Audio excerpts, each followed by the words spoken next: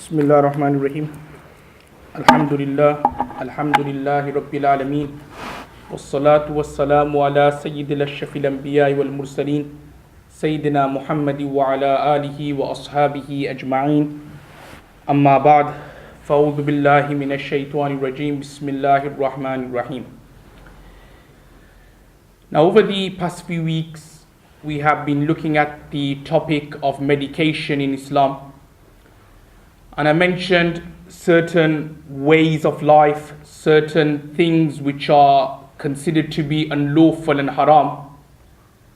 That why Allah subhanahu wa ta'ala made these things haram. So over the past few weeks, we touched on alcohol. That why alcohol is unlawful and haram. Now everybody knows that it's mentioned in the Quran and the Sunnah. But looking at it from a medical point of view, we can derive that alcohol damages the liver. Alcohol also damages the sensitive cells in the brain. And it's also the main cause for throat cancer. I also talked about zina and fornication, why that is haram, and the various diseases which spread through zina, through fornication. We also talked about way of life in terms of not eating too much, regularly exercising. And in last week's lesson, we talked about keeping dogs as pets. That why has the Sharia, why has Allah subhanahu wa ta'ala, Rasulullah sallallahu alaihi wasallam prohibited keeping dogs as pets, and also the najasul ayn effect of the dog's saliva. And I mentioned that through the saliva, various diseases and various sicknesses and illnesses spread. So alhamdulillah, these were the points which we touched on over the past few weeks or so. In today's lesson, inshallah, we're going to be moving along to a brand new topic. And in this topic will also continue for a few weeks.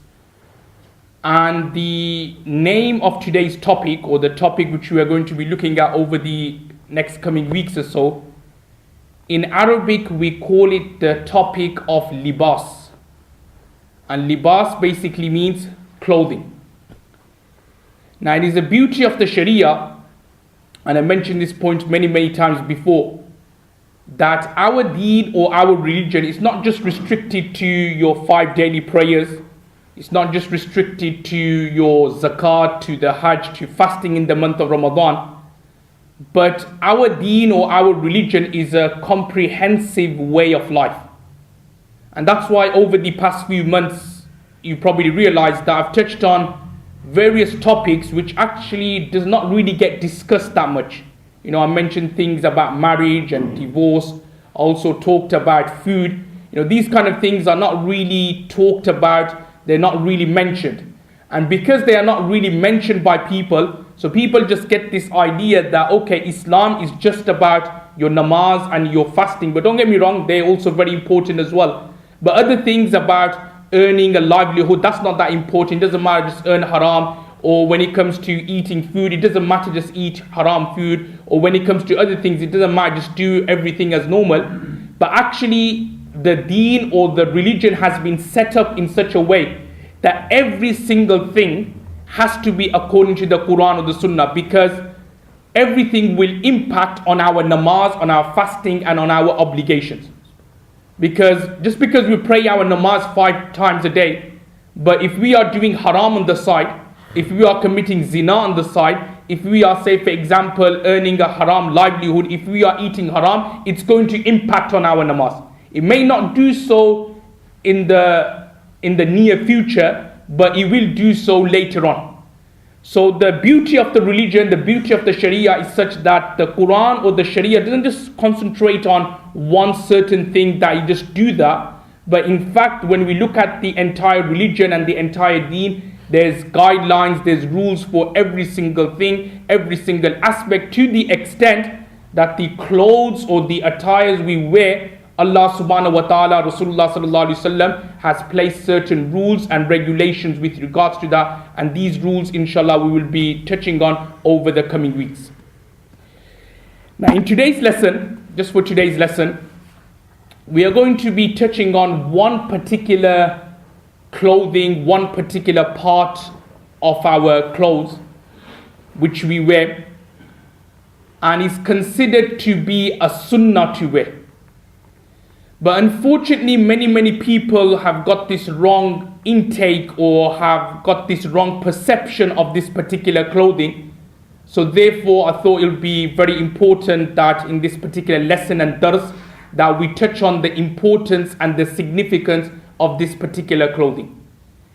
And the clothing which we are going to be talking about in today's lesson is what we call in Arabic qalansuwa, which in Urdu we translate it into the topi or a hat. So today's topic will be about the significance and the sunnah of wearing a topi and a hat. Now you may be thinking, come on Mufti Sahib, can you think of a better topic to talk about? There's so many issues going on outside. Why is he talking about the topi and the hat and the qalansuwa for? Now the reason why I'm talking about it, and I do understand there are other main issues and a lot of issues outside which are far more important, but I also think this topic is very important as well. And the reason why I say this is because many people nowadays think that wearing a hat or a topi is not a sunnah. And remember, for a Muslim, the life and breath of a Muslim is what? Following the Quran and the Sunnah. And when people start messing around with the Sunnah, start kind of belittling the Sunnah, start kind of like something which is Sunnah, but they kind of water it down to such a level that, or achahik if you do it, or it's only mustahab, or it's only good if you do it. When people start doing that, then that's when you are asking for Allah subhanahu wa ta'ala's punishment and azab. As mentioned in the hadith, that Rasulullah sallallahu alaihi wasallam has said that I am going to leave behind two things. And Rasulullah sallallahu alaihi wasallam quite clearly said that as long as you remain steadfast on these two things, lan tudillu, you will never ever go astray. As long as you remain firm on the two things, you will never ever go astray. And the two things which Rasulullah sallallahu alaihi wasallam mentioned was Kitabullah, and number two was Sunnati. And the problems, and I mentioned this point many times before, that the reason why many of us are experiencing so many problems, whether it's at home, whether within our community, this term of, or there's so much fitna outside, there's so much bad things going on outside. The reason why there's fitna and deviation and bad things going on outside is because when people start misinterpreting the Quran and the Sunnah, when people start giving the wrong interpretation of the Quran and Sunnah, when people don't value the Quran and Sunnah and they start thinking the two to be insignificant, that's when you are opening the doors of misguidance, that's when you are opening the doors of fitna, and more seriously, you are opening the doors to Allah subhanahu wa ta'ala sending His punishment and His anger upon us. I mentioned this hadith a few weeks back, but just a reminder that I mentioned, very famous hadith, Sahih al-Bukhari, it's also Sunan al-Tirmizi, can also be found in Fazail al-A'mal as well, of the importance of Amr bil Ma'ruf, i.e. bidding the fair, and the importance of Nahyu anil Munkar, which means forbidding the unfair, or forbidding that which is unlawful and haram. So when you see people doing something wrong, or people in misguidance, people misinterpreting, people taking the wrong end of the stick when it comes to certain Quranic verses or sunnahs of Rasulullah sallallahu alaihi wasallam, then it is our duty for every single Muslim, whether he's practicing or non-practicing, whether he's an alim or he's a non-alim, to tell that person that, look, what you're doing is wrong, this is the correct maslah, this is the correct ruling, this is the sunnah. And I gave the example, or Rasulullah sallallahu alaihi wasallam gave an example, a parable of an ark or of a ship or a boat where it's got two floors. And I mentioned that the people in the bottom floor would come up to the top floor to get some water. Now what would happen is that when they would come to the top floor to collect some water, and whilst going down to the bottom floor, they would sometimes spill water onto the people who are on the top floor.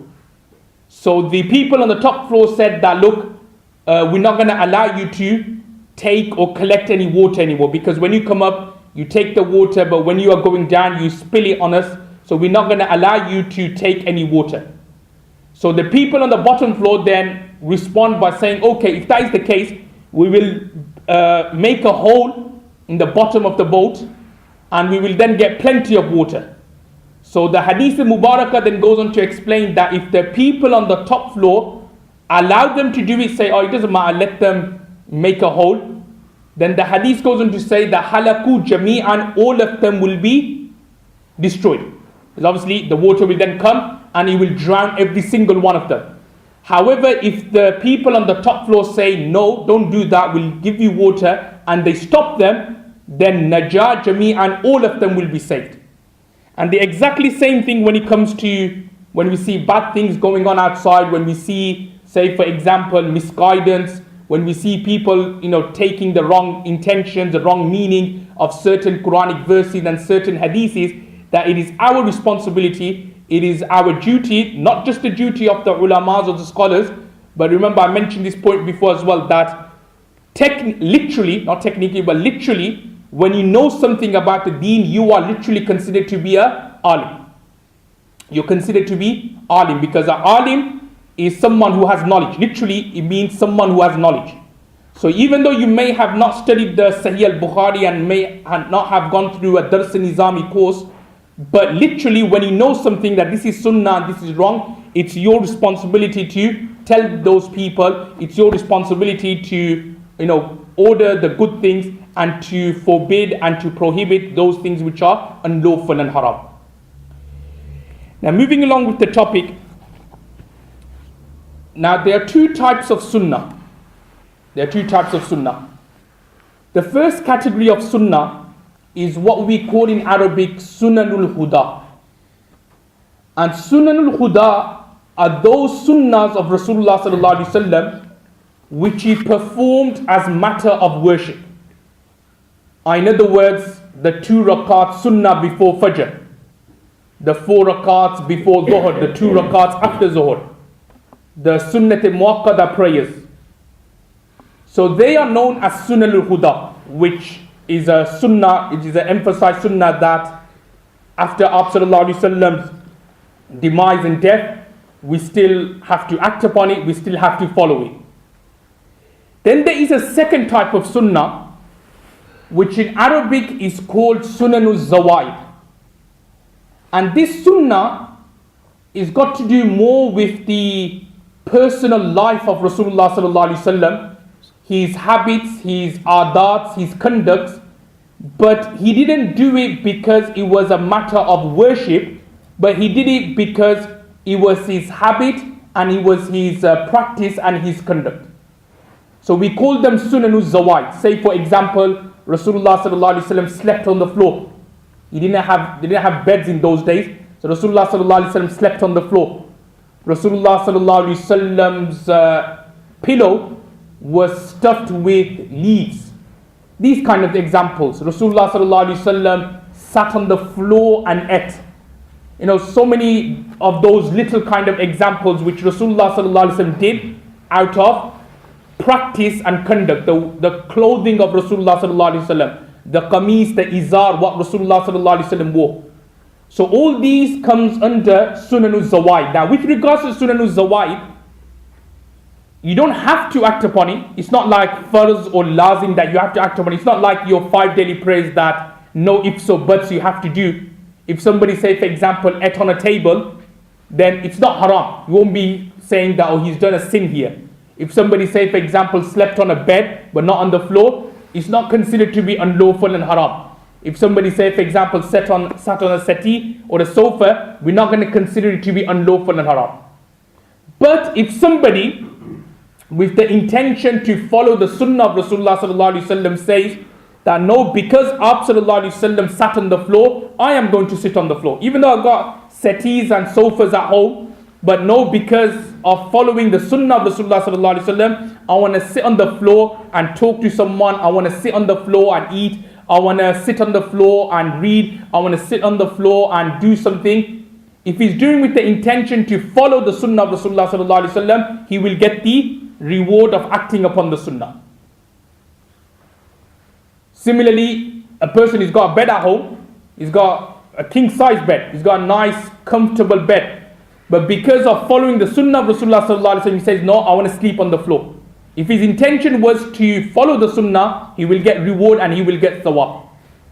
Now, what I'm trying to say from the second category of sunanul zawaid is that it's not like lazim and farz that you have to do, but if you have that true love for Rasulullah sallallahu alaihi wasallam, you will do it. Because I know I've kind of made it into two categories, but someone who is a lover, a ashik of Rasulullah sallallahu alaihi wasallam, he's not going to look at whether it's sunanul huda or sunanul zawaid. He's just going to be looking at, bas, it was a sunnah of Rasulullah sallallahu alaihi wasallam, I want to do it, I want to implement it in my life.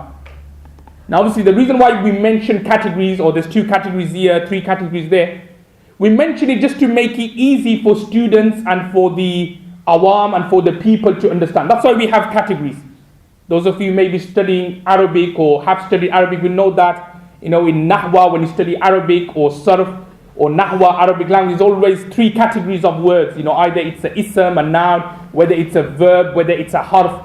There's always categories there. But the reason why they mention it like that is to make it easy for people to understand. It makes it easy for students to learn and to memorize. That's why the Holy Quran is not just like text and text and text. There are surahs in the Holy Quran. There are rukus in the Holy Quran. Why has it been done in that way? Is so that it becomes easy for people to memorize.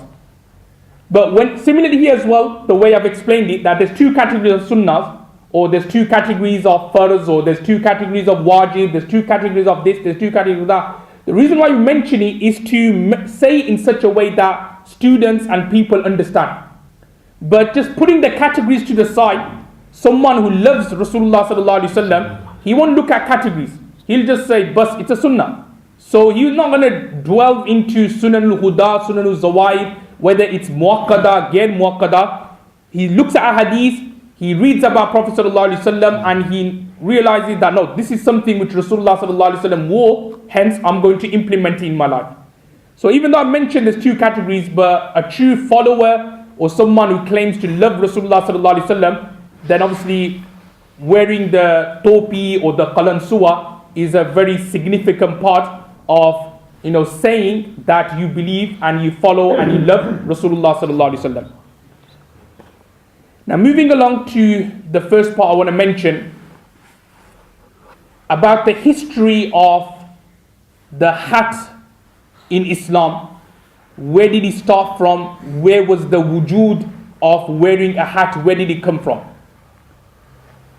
Now it's not mentioned clearly where you all started from, unlike say something like Hajj, where there's places in the Holy Quran, places in the Sunnah, where it's quite clearly mentioned that Hajj started from the time of Sayyidina Ibrahim alayhi salam. But with regards to the qalansuwa or the topi, it doesn't really mention where did it exactly start from.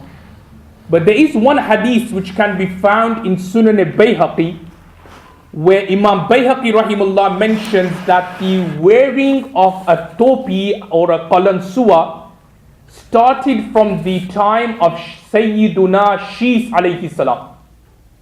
And Shis alayhi salam was the son of Sayyiduna Adam alayhi salam. So in other words, he was like the second prophet of Allah subhanahu wa ta'ala. So basically it's not like 200-300-year-old thing wearing a topi. It's not like 200-300 before Aap sallallahu alayhi wasallam. These are like thousands and thousands of years before Aap sallallahu alayhi wasallam's bi'sat and prophethood. Sayyiduna Shis alayhi salam, there is a hadith which can be found in Bayhaqi where it's mentioned that he used to wear a hat. So what we can understand is that this is one of those ancient sunnahs of the prophets. Not just like something khas for Aap sallallahu alayhi wasallam and his ummah. No, this sunnah of wearing the hat was an ancient sunnah which began from the prophets before, i.e. in particular from Sayyiduna Shis alayhi salam.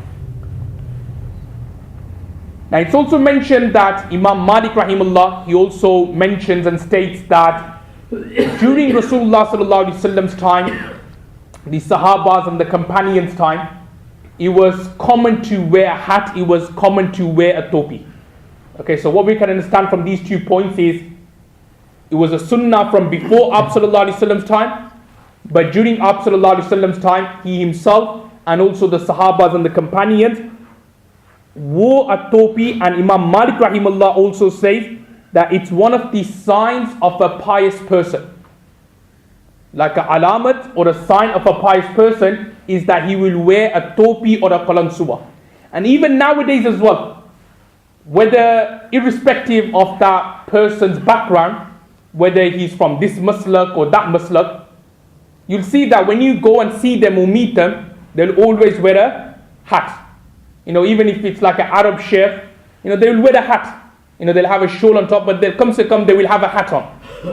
Whatever, as I said, irrespective of their maslak or background. So what this particular opinion is trying to say is that it's a sign of a pious person that he will at least wear a hat. And that's why when you look at all our Qabilins and also the predecessors like the Tabi'in, Tabi Tabi'in and so on, you'll find that in their biographies, in their Sawanih, you'll find that they'll always wear a hat. So it's a sunnah of Prophet ﷺ, something which the Sahabas wore regularly during their time. And not only that, as scholars like Imam Malik ibn Arabi rahimahullah mentioned, that it's a sign of taqwa, it's a sign of piety, sign of a pious person wearing a hat and following the sunnah. Now he then goes on to explain there's quite a few hadiths. I'll just mention 2 hadiths about wearing a hat. There's quite a few, there's like books have been written just on this particular topic. But I'll just mention a couple of hadiths about the importance or the significance of wearing a hat. Now this hadith can be found in Sunan al-Tirmidhi, that Rasulullah sallallahu alaihi wasallam has said, "La tazalu ummati ala al-fitra," which means that my ummah will remain on fitra. Fitra meaning like on deen, on piety. In other words, my ummah, Rasulullah sallallahu alaihi wasallam saying is that my ummah will remain like level. There'll be inshallah no deficiencies, no deviating and no misguidance in my ummah. They'll remain on deen and on fitrah. Ma labisul ama'ima ala al-qalanis, as long as they wear a turban, a pagri over their hats. Ma labisul ama'ima, ama'im is the plural for imama, i.e. pagri, ala al-qalanis, over their hats. Now this hadith of Sunan Tirmidhi actually tells us 2 things. One is wearing a pagri, which we may touch on next week or in the coming weeks. And also number 2, about wearing a hat. So that's one particular hadith. And not only that, the words Rasulullah sallallahu alaihi wasallam used, he used the word ummati al fitra, that they'll remain like on, they'll remain like in line, they'll remain on istiqamat, on the deen, steadfastness on the deen, as long as they are doing the 2 things. And we could like look at it nowadays as well, that why there's so many corruption, there's so many problems outside, because something like this sunnah we're missing out. So when that happens, because remember, when you take away one sunnah or when you start doing things away, that's when problem starts. So something similar like this, like something insignificant, we think of, the wedding, not wearing a topi, something insignificant, that's what we think. But because of that, that's where all the problem starts. That's why it's mentioned in another hadith that Rasulullah sallallahu alaihi wasallam has said that if you do not maintain or straighten your rows in the salah, then what will happen? Allah subhanahu wa ta'ala would put ikhtilaf in your hearts, will put discord in your hearts. So again, we see that, we think, it doesn't matter whether I'm shoulder to shoulder with the person next to you, so we just pray namaz anyhow. One person's chest is sticking out, one person is behind, another person is this side, that side, because we think of it to be insignificant. That's why we see within one masjid, they are known one community, but in one masjid there's ikhtilaf and there's problems. So it happens, ikhtilaf and these things happens when we start going away from the sunnah of Rasulullah sallallahu alaihi wasallam. So that's one hadith. And another hadith, which Ibn Adi rahimahullah has mentioned in a book called Al-Kamil, that Rasulullah sallallahu alaihi wasallam has said, "Taghtiyatul ra'si bin nahari fikhun," which means covering the hair or the head bin nahar during the day. Fikhun is a sign of a person's intellect. is a sign of a person's samaj, covering their hair during the day, bin nahar. Now why? Obviously we see this in Arabia. It's really, really hot. So if you just go around bareheaded, then what's going to happen? You could easily get headaches, something may happen to you, catch a heat, get a heat stroke, or something may happen to you, high blood pressure, so on and so forth. If you just walk around when it's really, really hot outside in the afternoon, say for example, or in mid-morning without covering your hair. So Rasulullah sallallahu alaihi wasallam gave this guideline and nuskha to protect ourselves. What did he do? He mentioned that covering your hair is a sign of samaj and understanding and intellect during the day, in particular in hot countries. And that's why we see in particular cricket players, when they are fielding and so on, they always wear a hat or a cap or something. Why? Because when they are in the sun for 6-7 hours, fielding, running, throwing, whatever they do. So if they didn't have a hat or a cap on, then it'll obviously give them a lot of problems in their brains and in their skull. So this is a teaching of Prophet ﷺ over 1400 years ago. He mentioned that make sure during the day you cover your hair. So these are 2 hadiths. There's many hadiths, as I said, books have been written on this topic, but 2 which I have mentioned. Now moving along, with regards to the hat. So what we can understand from here, that wearing a hat is a sunnah. Also there are many hadiths which describes the color of the topi and the hat one should wear. So it is, as mentioned in the hadith, that preferable to wear a white hat, because he mentioned a hadith that Rasulullah sallallahu alaihi wasallam would wear a white hat. And also there are hadiths where Rasulullah sallallahu alaihi wasallam has mentioned that the best clothing for a person is to wear white, to the extent that you should also bury your deceased with white clothing. It's a famous hadith of Abu Dawud and Tirmidhi. So wearing white hats, that is a sunnah of Rasulullah sallallahu alaihi wasallam, something preferred. But there are also hadiths as well that Rasulullah sallallahu alaihi wasallam wore black hats. So sometimes Rasulullah sallallahu alaihi wasallam wore a black kalansuwa, a black topi. There are also hadiths of Rasulullah sallallahu alaihi wasallam wearing light yellow hats, brown hats, and also red hats as well. So there's quite a few hadiths like that where different colored hats Rasulullah sallallahu alaihi wasallam wore. So what we can understand is that the main thing is to wear the hat, whether it's white, black, jobi hair, but you should try to wear the hat. There's also hadiths that Rasulullah sallallahu alaihi wasallam wore green hats as well. He also wore green hats. Now obviously you may be thinking, well, we see some brothers within our community, they wear green hats and green pagri and green turban. The reason why they do that is because there's another hadith where Rasulullah sallallahu alaihi wasallam has said that ahabbul alwan ila Rasulullah sallallahu alaihi wasallam al-khudra, which means that the most beloved color to Rasulullah sallallahu alaihi wasallam is the color green. And also it's mentioned, it's also in Surah Kahf as well, in وَيَلْبَسُونَ ثِيَابًا خُضْرًا مِنْ سُنْدُسٍ, which means that the people of Jannah will wearing green clothing. So based on that, obviously you see some brothers in our community, they wear green hats, green turbans, green or izar or whatever they wear, but they wear green. So obviously they base it on those 2 hadiths. Obviously they've got their own opinion, so fair enough, they want to show their love in that way to Rasulullah sallallahu alaihi wasallam. Obviously we say that we show our love to Rasulullah sallallahu alaihi wasallam completely, not just like in terms of clothing, but in terms of actions, in terms of manners, in terms of ilm and knowledge. But the problem with those brothers is that they'll dress like they love Rasulullah sallallahu alaihi wasallam, but in their hearts they're doing takfir of you and I. They do takfir of ulama Deoband, they do takfir of so many ulamas and so on. So even though they may be wearing green hats and green pagris and making themselves look as though that they love Rasulullah sallallahu alaihi wasallam, but you never find a hadith Rasulullah sallallahu alaihi wasallam doing takfir of anyone. In fact, Rasulullah sallallahu alaihi wasallam said that anybody who does takfir means calling another person a kafir or disbeliever, the kufr and disbelief will come back to you. So even though they're wearing green hats and so on, but you speak to them and you ask them about ulama Deoband, they'll do takfir of every single one of them. So again, it's not just about the showing the clothes, it's about everything. It's the whole package of being a true believer and a true lover of Rasulullah sallallahu alaihi wasallam. A couple of points I want to mention before we finish about the hats. Obviously, I mentioned that it's a sunnah, different colors, hats and topis you can wear.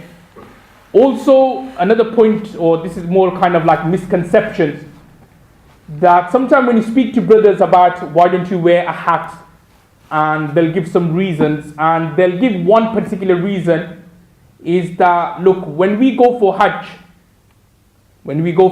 or Umrah, and when we are in the state of Ihram, men, as all of you know, do not wear a hat, do they? They have to actually leave their hair uncovered. So they use that as a dalil and as an example to prove that, look, in Hajj, we leave our hair uncovered. So that actually means that besides Hajj, or after we are out of the state of Ihram, we should also leave our hair uncovered as well. It's not a sunnah, because if it was a sunnah, if it was something significant, then Rasulullah sallallahu alaihi wasallam or the Sharia would have ordered that in the state of Ihram, you should also cover your hair as well. Now the answer to that particular objection, if you want to call it, or that particular misconception, is that they should realize that in Hajj there are so many things which we do which is against logic. A person would not ever think about doing these things outside Hajj, outside Makkah, outside the state of Ihram. Certain things about pelting the Jamarat. You're not going to do that, here, are you? You're not going to be pelting the masjid wall or something like that. You're not going to be pelting somebody's car. You're not going to be pelting somebody's house. But we do that, why? Because it is Hajj and it's an order of Rasulullah sallallahu alaihi wasallam, order of Allah subhanahu wa ta'ala. Sacrificing an animal. Okay? So again, we sacrifice animal to eat, but sacrificing animal, just animal thinking that to be reward and sawab, that is not achieved outside Makkah. It's only done in Makkah during the 3 days, 10th, 11th and the 12th. And there's so many other examples like doing tawaf of the Baytullah. Outside the Baytullah or outside Makkah, we would never think of doing tawaf of Masjid Nabawi sallallahu alaihi wasallam, doing tawaf of any masjid in the world. So what I'm trying to say is that there are certain rules or regulations of Hajj which is against logic, which we don't do after Hajj. So exactly as well that wearing the hat is a sunnah, but during Hajj, Prophet sallallahu alaihi wasallam said that don't wear it. And there's also another reason or hikmah behind that, is because remember the whole idea of Hajj is to basically tire ourselves out, to go through difficulty. And as I already explained that hadith before, that in the heat it's always good to wear a hat, so it covers the heat doesn't strike your head and your brain and it doesn't affect your brain. But obviously remember in Hajj the whole idea is that you go through difficulties. So to add more difficulty on your Hajj, therefore Rasulullah sallallahu ordered that make sure you take your hat off and you go through the difficulties of traveling from one place to another in the intense heat outside, so that you appreciate the journey, you appreciate the mujahada, you appreciate the safar of Hajj. So that's another reason or a wisdom why we don't wear the hat in Hajj. Now some other points I want to mention about wearing the hat, and this I'm mentioning this to also point out and to show brothers that wearing the hat is not just for salah or when we are in the masjid, but when we look through the hadith, Rasulullah sallallahu alaihi wasallam encouraged wearing the hat in other occasions as well. I'm just going to mention a few things, a few points. Like number one, when we go for istinja, when we are in the toilet in the Baytul Khala, it's also a sunnah to wear the hat as well. There's a hadith of Sunan al-Bayhaqi narrated by Hazrat Aisha anha, that Rasulullah sallallahu alaihi wasallam would cover his head whilst in the toilet. So whether we cover it with a hat, whether we wear a shawl or something, we should cover our head whilst we are in the toilet. Also it's mentioned in the very same hadith as well, that when Rasulullah sallallahu alaihi wasallam would have intercourse with his wives, he would also ghatta ra'sahu, cover his head as well. So again, that can be achieved in two ways. Either we wear a hat, or number two is that having the duvet on top when we are having intercourse, then that is also sufficient, and the sunnah will also be fulfilled there as well. So istinja also at the time of jima, intercourse, covering their head is also recommended. Similarly, it's mentioned that eating, when Rasulullah sallallahu alaihi wasallam would eat, he would also have his head covered as well. And not only that, there are also hadiths which explains that at the time of passing knowledge, like this is mainly for teachers, asatizas, that when you are teaching, whether you're teaching alibata, Quran, or whether you're teaching hadith, when you are imparting knowledge, you should also wear a hat as well.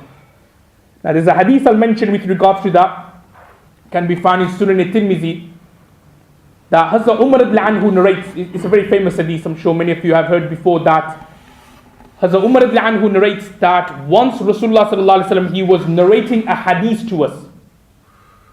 And the hadith Rasulullah sallallahu alaihi wasallam was narrating was about the darajats, or the statuses of the shuhada, of the martyrs in Jannah. So that was the hadith Abu sallallahu alaihi wasallam was narrating. Now when he was narrating that hadith, Abu sallallahu alaihi wasallam explained that the martyrs of Jannah, their darajah, their status will be up there. And then Rasulullah sallallahu alaihi wasallam put his head back, and then the hat he was wearing fell from his head onto the floor.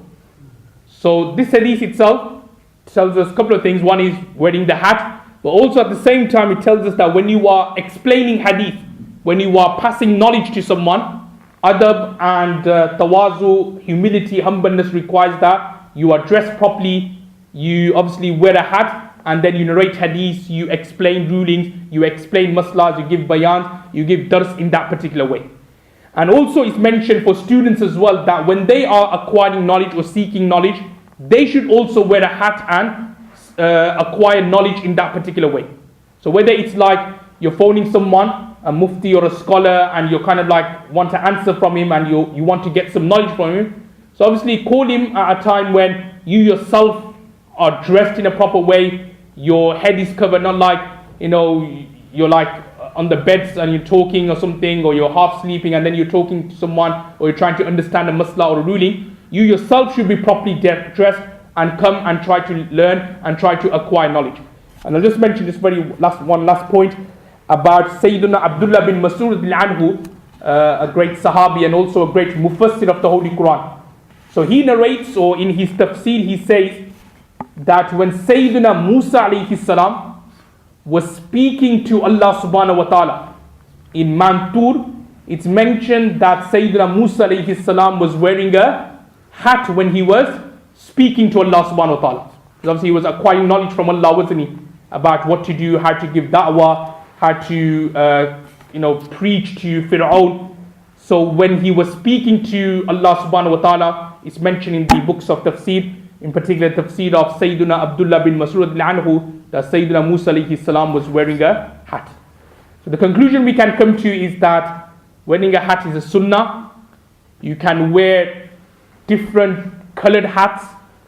Also different types of hats are allowed, whether it's like the tall ones, like the Turkish hats, or whether it's the ones which we tend to wear more stuck to the head, whether it's the ones which kind of has a flap and it covers our ears.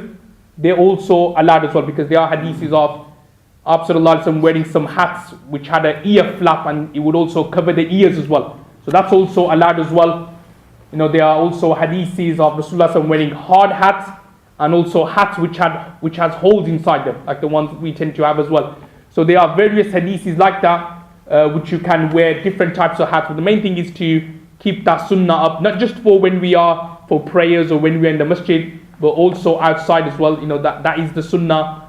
Obviously, certain times, probably at work, it may be difficult. But obviously, after work, then try to gain the habit of wearing it at home, wearing it all the time. And obviously, as I mentioned, that in particular, when we go for istinja, when we are eating, when we are listening to talks, when we are listening to bayans or lectures, when we are learning or acquiring knowledge, then adab and tawazu, humility requires that we wear a hat and absorb the lesson, absorb the nur and the barakah of the ilm and the knowledge. May Allah subhanahu wa ta'ala give us tawfiq to what we said.